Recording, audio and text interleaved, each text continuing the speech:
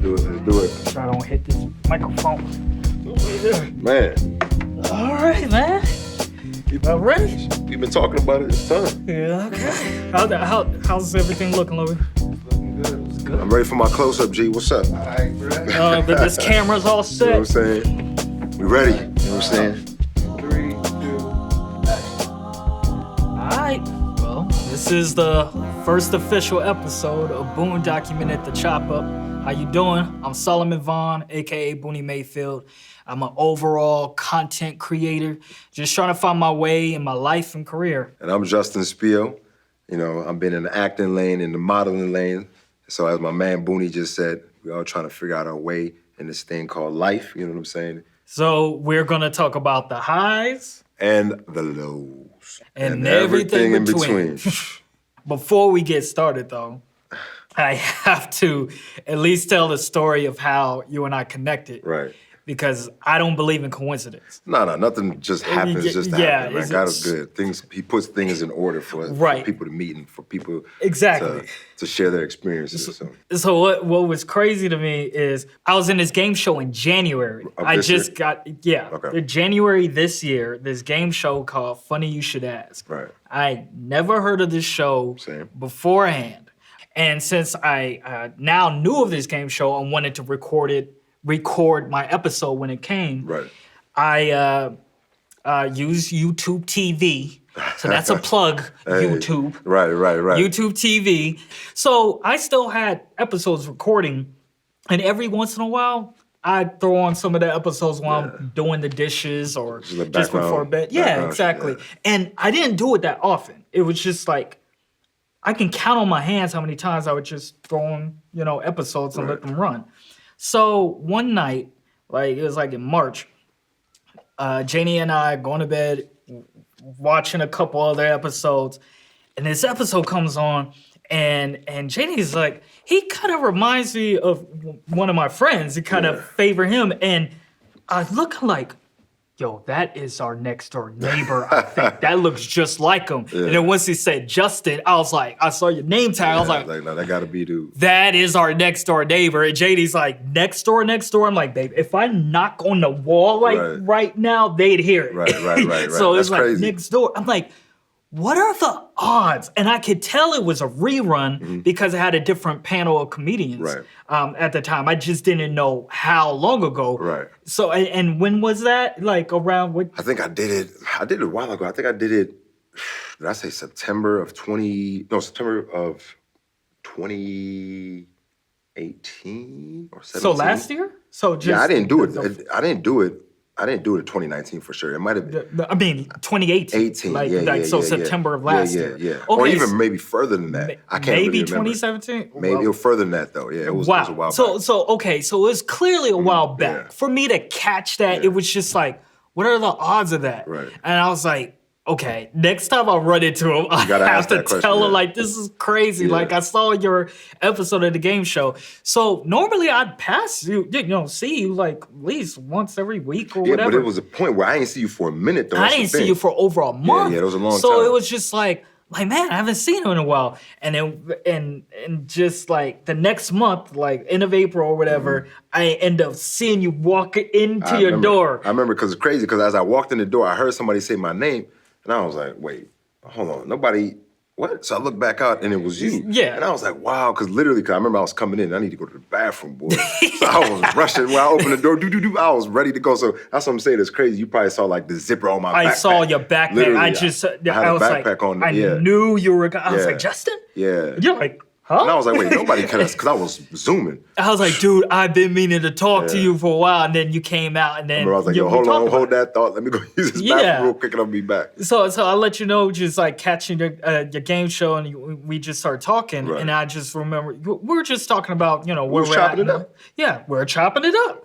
And I remember you mentioned something like, man, I'm just trying to look for the next thing I want to do, something creative or, collaborating with somebody or some people.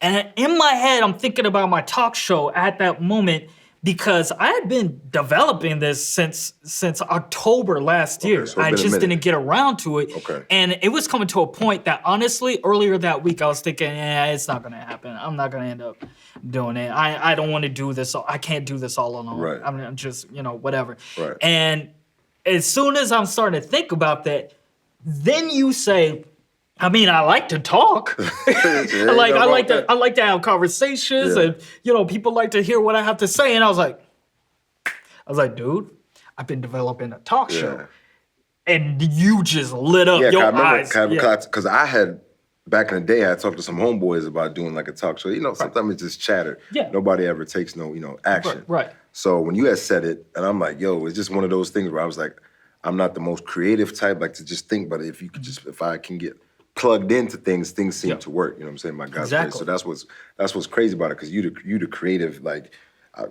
obviously with the music and even in your past, the directing and all this, even your acting and all that. You know what I'm saying?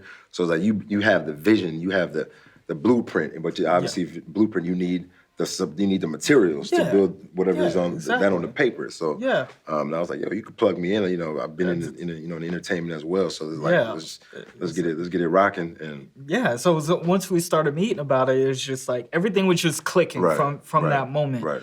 And so I wanted to, for this first official episode, I wanted to discuss about career transitions. Ooh, boy. Because I knew from finding out a little bit about your background, I'm like, oh, he's been making a big transition, just like I've been making transition over the years too. Still transitioning. Like, same here. I mean, this is a transition. It's like, I wasn't even thinking about doing this 2 years ago, let alone a year ago. That's facts. You know what I'm saying? Facts. So it's like, this is new to me, and it's like, as much as I'm excited, I'm nervous at the same time, because I've never done nothing like this before. It's outside your comfort zones. You know what I'm saying? So, but then which needs to happen to grow.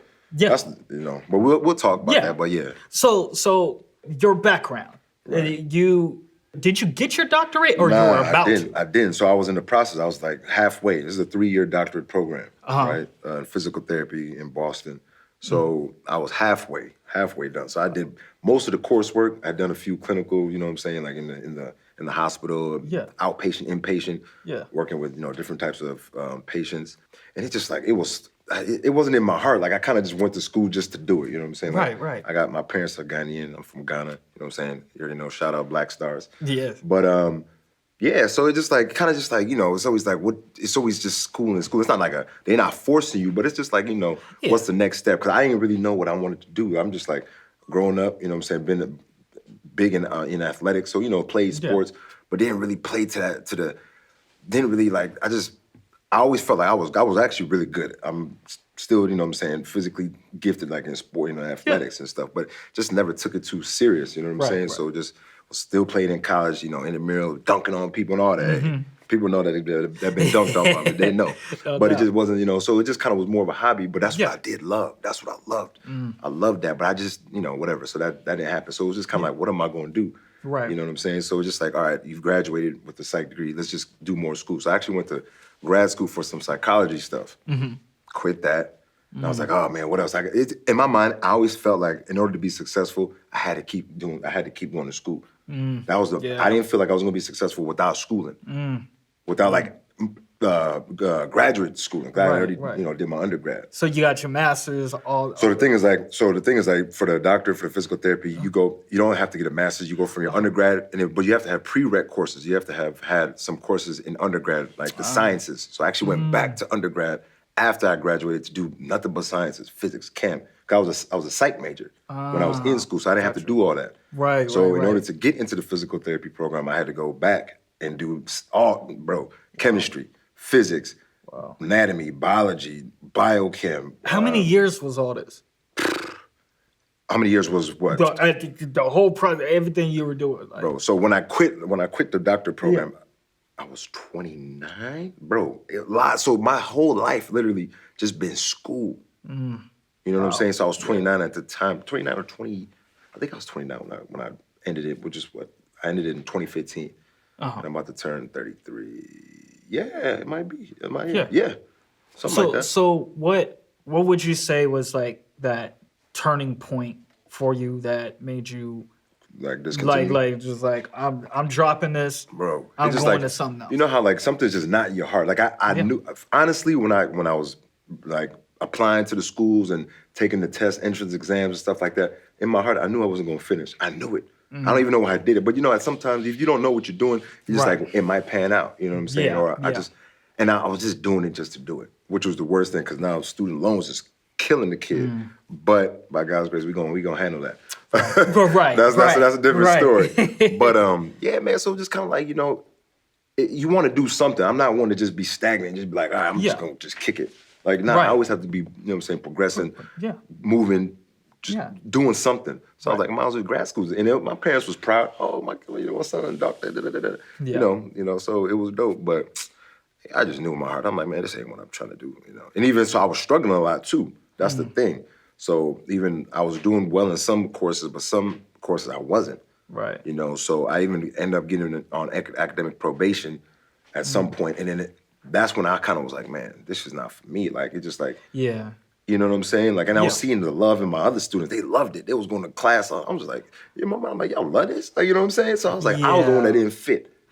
You know what I'm saying? You were the misfit. Yeah, I was on it. During breaking time, they'll be talking about it, doing this. I'm over here I'm on World Star videos. Like I'm over here just doing the most random stuff, reading interviews of artists and like entertainment type stuff. That's what, you know. But I wasn't. So that's when I kind of realized, like, yo, I'm in the wrong space, man. Like, I'm just doing it to do it. It's not no passion behind it. And then what brought you to LA?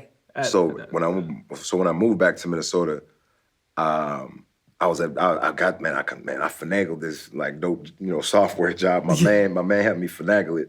Hey, you gotta do what you gotta do sometimes. Right. So I was working there, but that's a computer job. I'm not a computer person. I like to be out and about, you know? Yeah. So I was sitting there and I was just thinking like, yo, I wanna do, so I actually fell into modeling. That's what kind of started it. My man, the one that actually plugged me with the job, he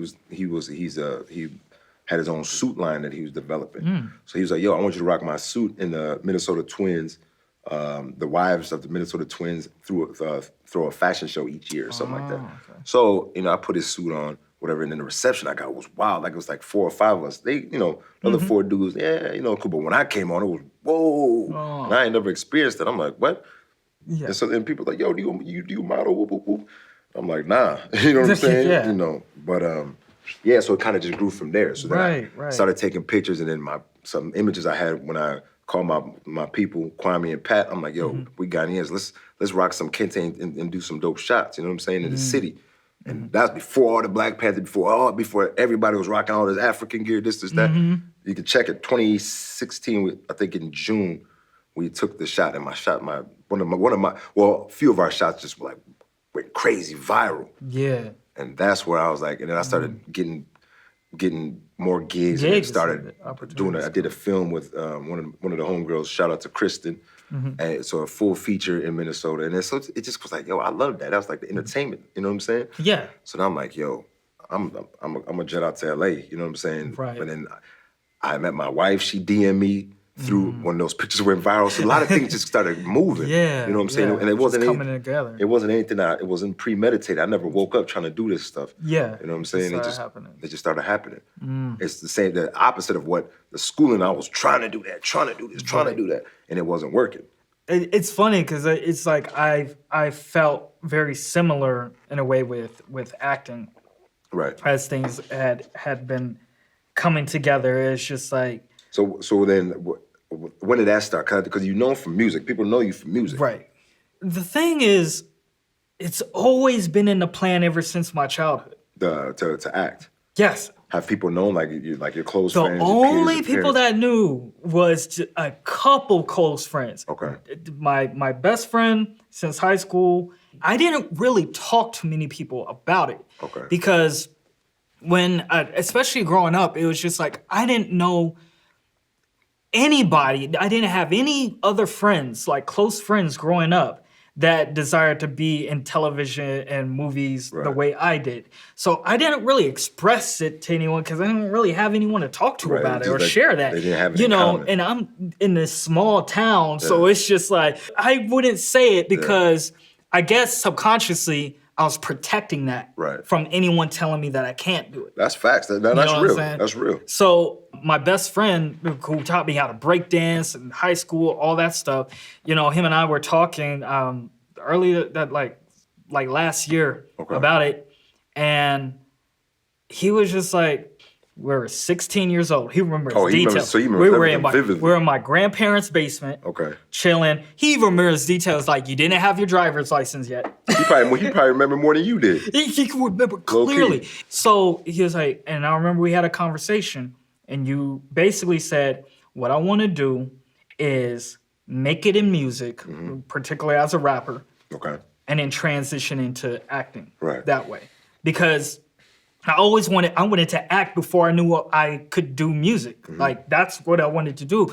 But I looked at it like, once I became passionate about music as well, it was kind of like, what do I want to do first or whatever? I wasn't really looking at like, okay, I want to move to Hollywood and start just working, at a waiter or whatever on the side, and then going to auditions, looking for agents. That was not in my thought process. Mine was like, I got this gift in music. I want to make it in music and transition just like Will Smith and Queen Latifah and Ice Cube and other people have. That was my whole thing that I basically told.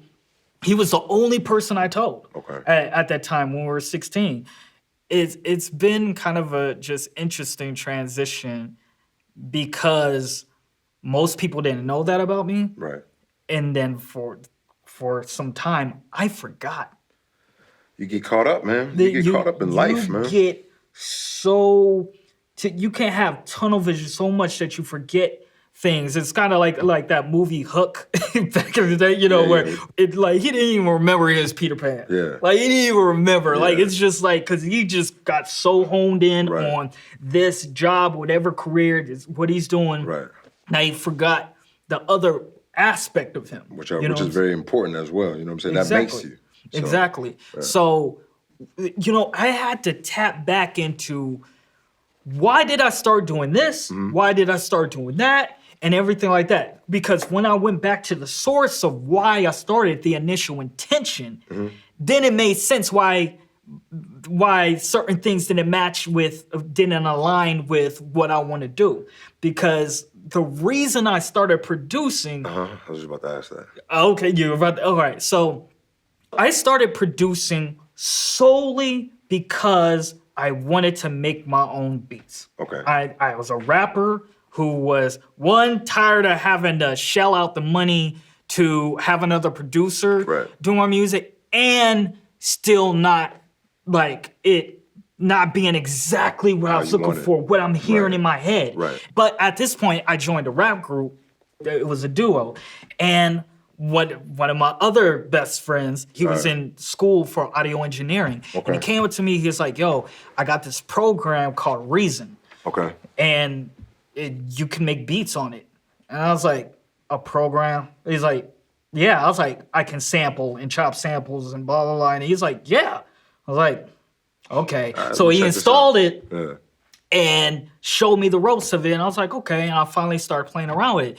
And once I left the rap group, I was just taking a break off of rapping. There's just things that, that I went through that I was just like, man, I'm going to just focus on getting better as a producer, so I wanted to get to a point that it's just like anything I hear in my head, I could create. Right. So I'm just focusing on that. And that started bringing me into the music producer community. Okay. I was so I had tunnel vision through my music and becoming a better producer. But I got so far into it that it was just like, I was starting to think like, oh yeah, this is what I want to do. Yeah, I want to start producing for these artists and get placements and blah, blah, blah.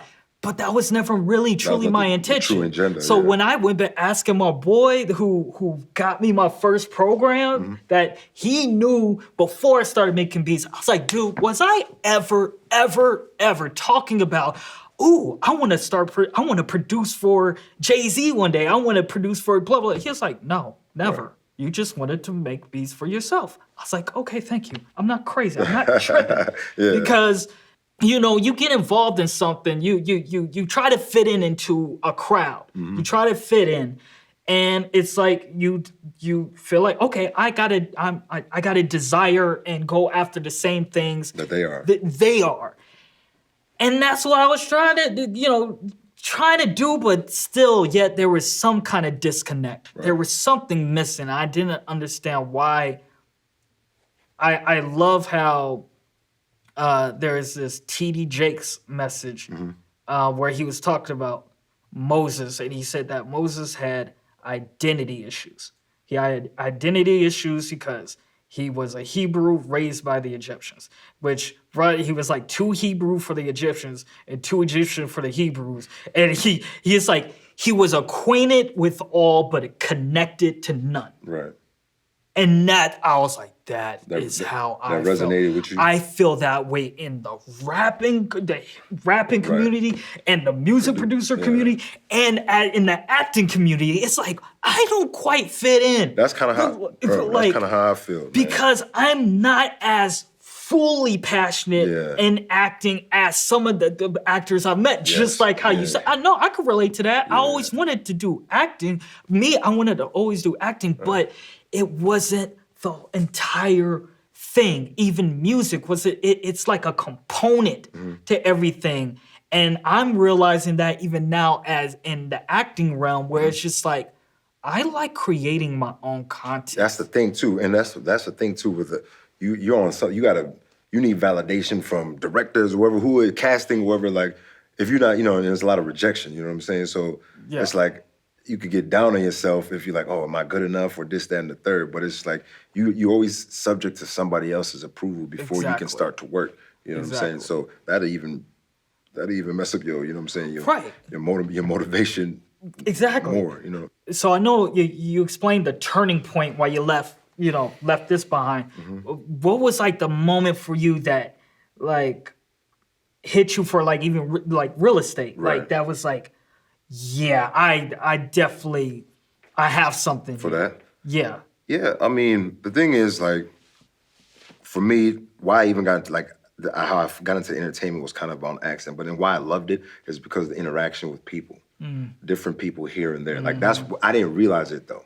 I didn't realize that was what I love. Like I love meeting new people. I build rapport really fast. Like I'm genuinely interested in people. You know what I'm saying? Yeah. What they're going through, what's going on with them. I just love it. You know what I'm saying? Even like the delivery job that I do now, where I'm just basically I just go to the grocery store, shop, and then deliver for customers. But when I'm there, I'm just trying to be of great service. That can I? It might be an elderly woman. Big 4 20-gallon waters and stuff. Take it to.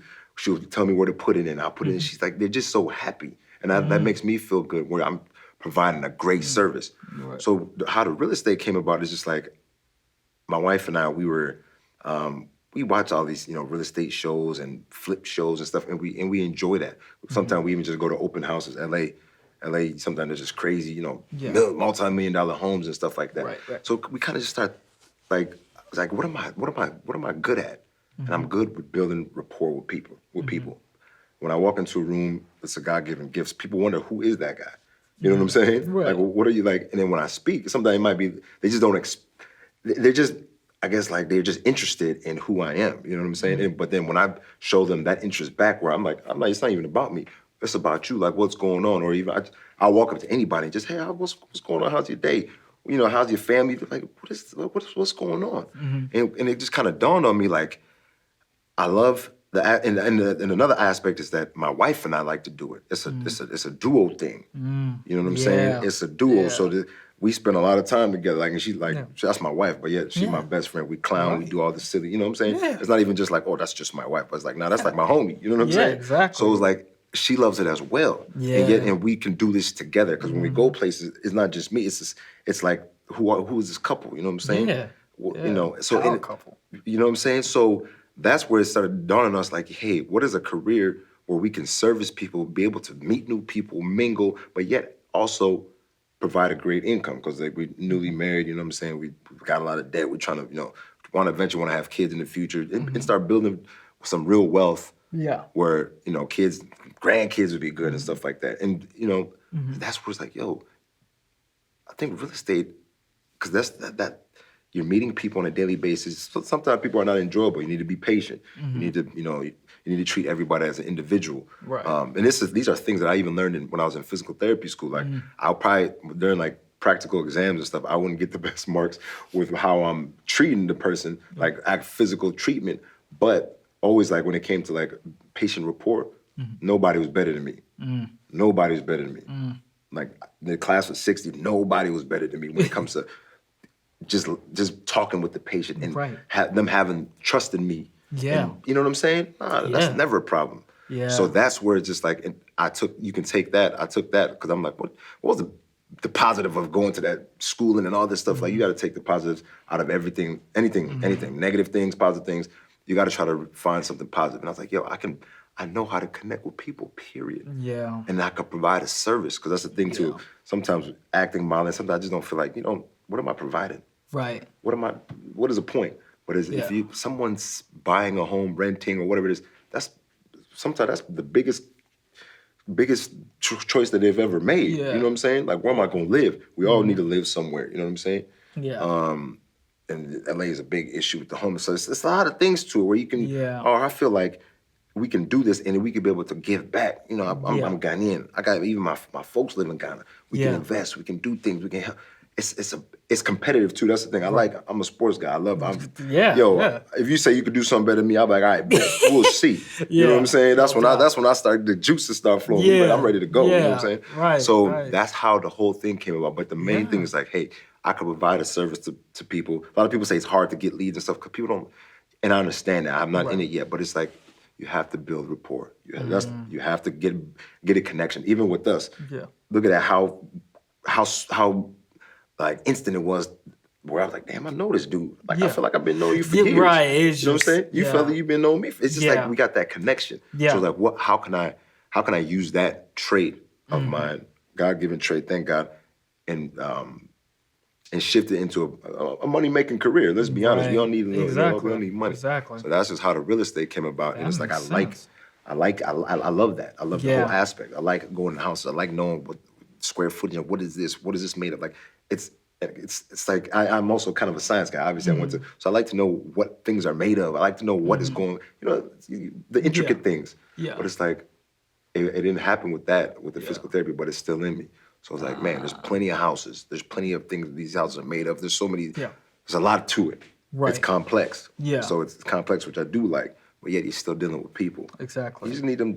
You got to build their trust. And then you go about doing the whole transactions and stuff. That makes sense. Yeah, man, you providing a service. People, man, what? Right. You helped me find my house. I love it. Like, right. You know how good you feel? Mm-hmm. Even right now when I'm giving groceries, you know how great these people are like, yo, it was hot today. You remember yesterday it was blazing outside. They're like, yo, you went out to Costco to give me this? Much appreciated. I'm like, it's nothing. Yeah. You know what I'm saying? That's cool, man. No doubt. So yeah, man, wife and I have been to some broker openings and stuff like that. And it's just like, man, people already think I'm a realtor when I speak to them. I'm like, nah, not yet. I'm just learning now. You just starting to get in. You just already carry. You talk the jargon, you know what I'm saying? And then you carry yourself that way. It's already natural to you. I feel like when things just come so easy for you, that's usually like a big sign and stuff because, like I said, that's what started happening for me in the acting realm. I think the moment like it really started hitting me, I mean, like before the Doritos commercial thing happened. Look at that Doritos commercial, dog. I didn't even try, dude. I ain't got no commercial like that. I just submitted my like demo video that had a sketch that me and Logan did you in the weren't gym. Represented by no big agency. Yeah, nothing. We did a comedy sketch, and then I took a clip from my Ho Ho Ho short film and sent that in. I forgot I submitted it, and then a month later, it was like, oh wow, they selected me out of all these people that probably submitted. Yep.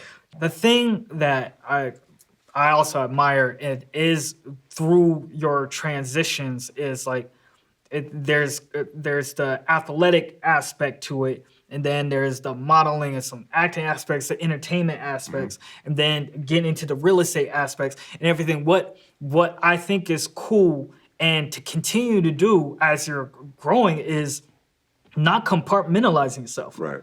I can't stand this mindset of you do one thing. This is the one thing you do. Nowadays, that's not even. And that's not a thing. You know what I'm saying? It's not. It shouldn't be. And it's just like if you are blessed with one talent, give it your all. Yeah. But if you are blessed with 2 talents or 3 talents, don't limit yourself to just one talent just because only that one has been successful so far or whatever. It's like if you have these other, like use all of what you got. Right. You know, and that's why I can appreciate someone like a Tyler Perry, for instance. Right. You know, I might not be one of his fans like that or his fan base, his audience, but what I respect about that dude, no matter what anybody else was to say about him, is the fact that he didn't compartmentalize himself. And then he went against the grain and all that. You know what I'm saying? Okay, because when he was doing his plays, he wrote, directed, acted in it, and it had gospel music, gospel songs in it. Most people don't know he wrote and produced the gospel songs too. Yeah, so huge. If he would have compartmentalized himself, he could have just been a gospel songwriter and producer. Right. Would he be anywhere on the level he is now? Or he could have just been an actor. Or that's what I'm saying. And then just be an actor. Or just a director. And then take control from other people. But he exactly. He was like, wait, I have a knack for this is, but I'm going to bring all this stuff in. And then with that, it's going to create something that nobody else could do. Right. That only I could do. And he has his niche and stuff like that. So when I look at that, I'm like, yeah, I have all these other aspects of me. I'm going to bring it all together into a full thing, and it's gonna make sense at some point. And that will make you the most. That will make you the most happiest. Like you be at peace, boy. That's the doing thing. all of the things you know. And speaking of Tyler Perry, in the struggle, in the transitions of things, it's funny because so many people could use Tyler Perry as inspiration, where they say, well, he was living out of his car. He was homeless out of his car, and look at him now. Yeah. And it's like, we always say that after the person is. But what about when he was living in his car and homeless? Did you really believe that? That's the thing. How many people do you think he had in this life that were like, hey, I think, one day you're going to be worth over $600 million. You're going to be friends with Oprah. Right. You're going to be a mogul. Yeah, you're going to be a mogul. Most people are thinking, even if they weren't saying it to him, like, they need to get a job. He needs to stop playing. Yeah. He's homeless. Yeah. He ain't got his stuff together. He done wasted his life savings, mastered his credit cards on a show that only 30 people showed up to, and he's still trying. Right. But now it's like, he was living out of his car. Yeah. But when he was living out of his car, people weren't there. I highly doubt there was that much encouragement. Coming from that many people, and especially peers. You know what I'm saying? So it's like, what I look at is when you have people in your life who are going towards what they want to do, and they have good intentions, encourage those people. Like just let them know, like, it's gonna be all right. You know what I'm saying? What I'm saying? I think it's important too, because sometimes even just that one person that might say, you know what I'm saying, that might feed you some words of positivity, that helps, man. Yeah. Sometimes you don't know what people going through, you know what I'm saying? Right. Especially in these days, everybody's going through something. So even just one kind word, you know what I'm saying, can change the aspect for the whole day, which will then change the aspect for the whole week, you know what I'm saying? Yeah. And they might be motivated to keep doing what they're doing. And it doesn't hurt. Right. It doesn't hurt to uplift, and say something nice about somebody, about not even sometimes about them, but about their work. Because most artists, they're about their work. They don't give a damn what you say about them. But it's like, if you can say, oh man, that's dope, or your song is dope, man,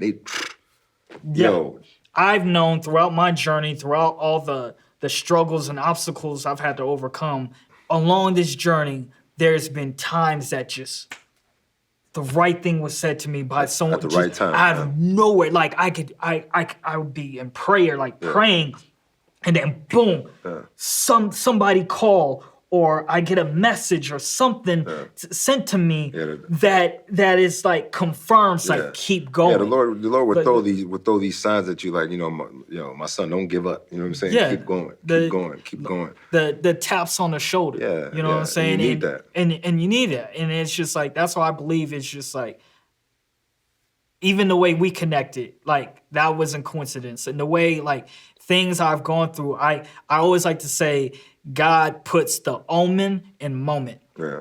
Like you could have there in one moment there could be some kind of like thing that happens that is just like unexplainable. Like it's like okay, this is all right. I know, even though I don't have everything together right now. I don't have everything figured out. I don't have. And the thing, it might not even flip your whole situation, like your environment, but it flip your mind. And that's the thing. If your mind is right, you go where your mind. If I'm hungry, my mind will tell my stomach will growl. Therefore, my arm will grab the fridge, and I'll grab something to eat. Right. You know what I'm saying? So it's systemic. So if you could change your mind, So something little like that could just have your mind and like, oh, what? And then. Your mind, where your mind is where you act, is how you act. So then from there, that's when your environment or how your situation changes. Dude. We went in. That was great, man. We went in. I'm excited. I'm glad we got that. How do you feel, man? I'm good, man. I'm good. Like I feel like we have something here, you know what I'm saying? We talk to the people, so. Yeah. How do you feel, Logan? How did everything come together? All right, then, we got some stuff to put up. Till next time, right? Yeah, till next time. We're gonna do this. The chopper. Yeah, the chopper.